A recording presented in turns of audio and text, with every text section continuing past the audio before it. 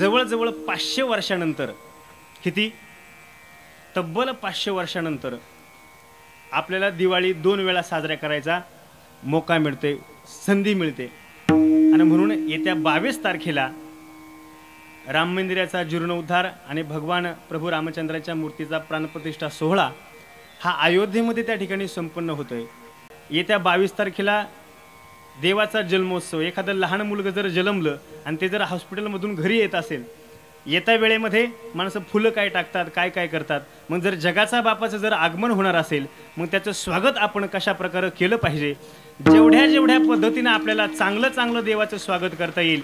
मग सकाळी उठल्याच्या नंतर सडा रांगोळीपासून घराच्या समोर गुढी उभारण्यापर्यंत जेवढ्या पद्धतीनं चांगले पदार्थ, नवीन कपडे घालून देवाचं जसं स्वागत करता येईल, अगदी त्या पद्धतीनं आपण सर्वांना करावं. अख्ख्या वर्षातले सण एकाच दिवशी आपल्याला साजरं करायचे, हा भाव आपल्या अंतःकरणामध्ये ठेवून तो दिवस सर्वांनी आनंदामध्ये साजरा करायचा आहे. एवढी आपल्या सर्वांच्या चरणी एक विनंती करतो.